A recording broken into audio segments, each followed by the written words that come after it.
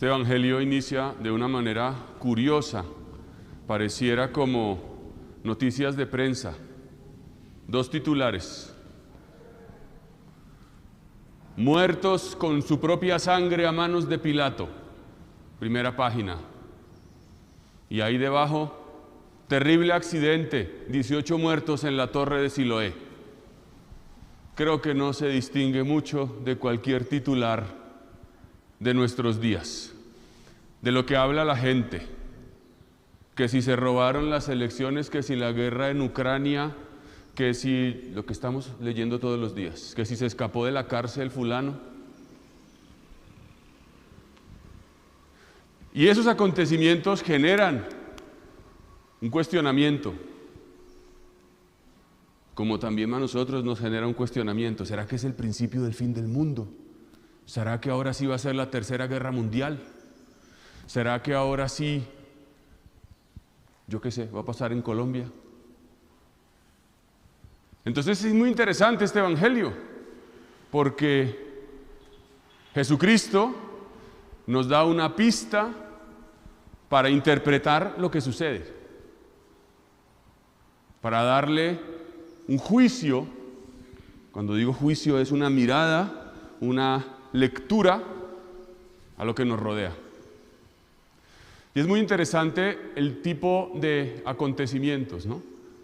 Uno parece provocado, es provocado por los hombres. Pilato, en un acontecimiento que no se entiende muy bien por qué lo hizo, históricamente no está claro por qué Pilato castigó a unos galileos que eran unos judíos que vivían en el norte de Palestina, que ofrecían unos sacrificios, y por qué mezcló su sangre propia al matarlos con la de los animales que ellos ofrecían, no se sabe.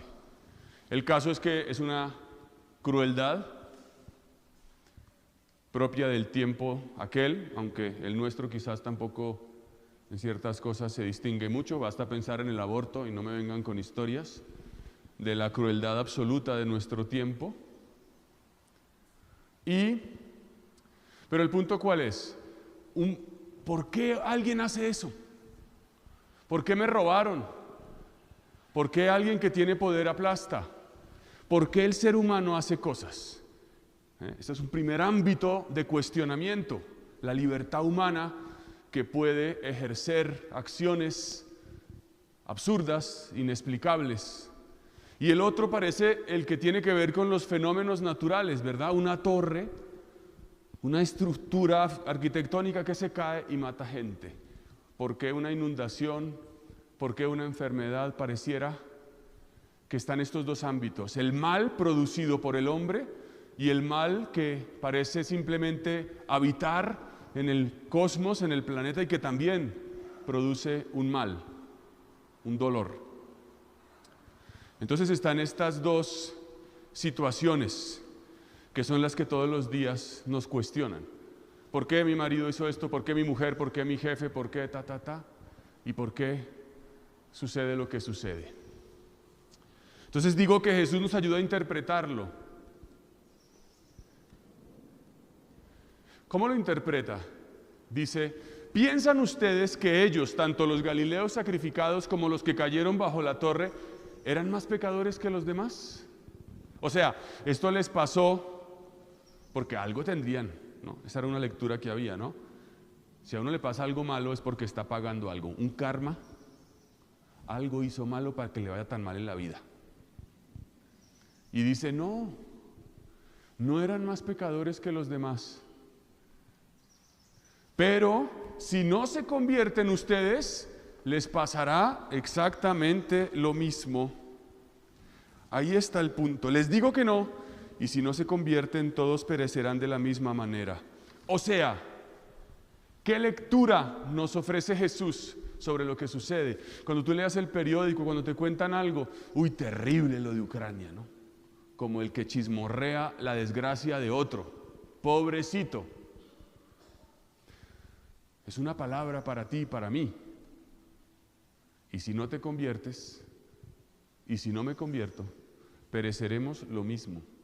Y se está refiriendo a una muerte definitiva. O sea, ¿Qué significa esto? Por eso decía al inicio que todo el mensaje de este domingo es la conversión. Todo lo que sucede es para tu conversión y para mi conversión. Y si no lo leemos de esa manera, si no nos damos por enterados, si seguimos en las mismas, pereceremos lo mismo. ¿Qué es lo que Dios quiere? No la muerte del pecador, dice la Escritura, sino que se convierta y viva. Que se convierta. ¿Qué es entonces convertirse? La palabra conversión en griego se dice metanoia. Meta, cambio, noia, noos, conocimiento. Una nueva manera de ver las cosas, una nueva manera de caminar.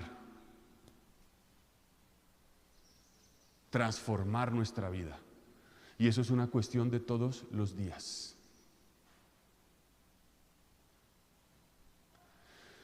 El año pasado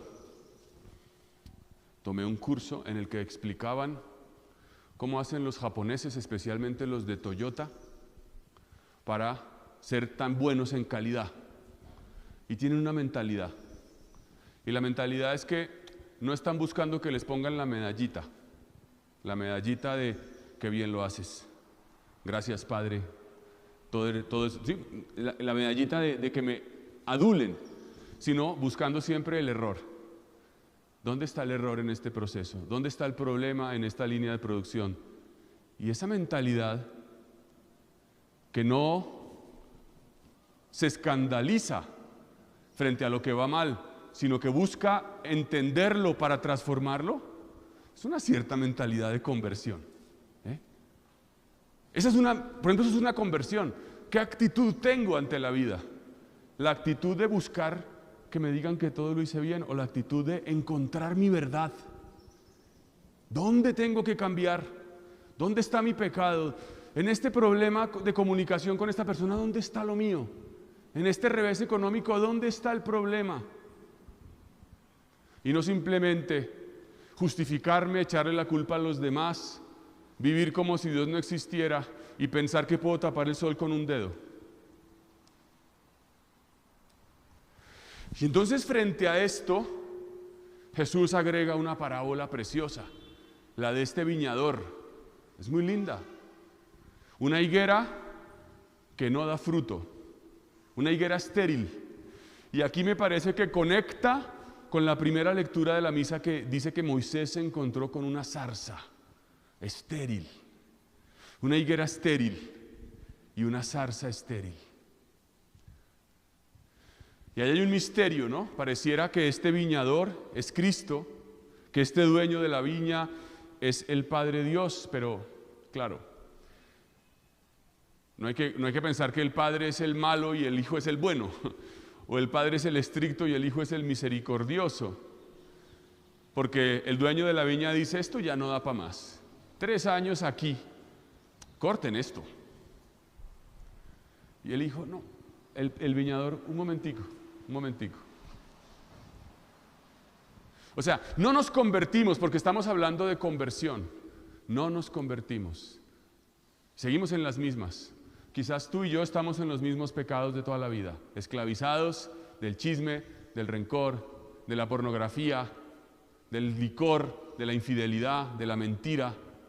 Ahí, amarrados. Pero este Jesucristo viene con amor, no nos mira con desprecio, porque mereceríamos ser cortados, al menos yo, de tajo. Y Él viene y te mira y dice: un añito más. ¿Pero qué dice? Y yo le echaré abono. A mí me parece muy lindo esto: yo le echaré abono. El abono es el estiércol, ¿no?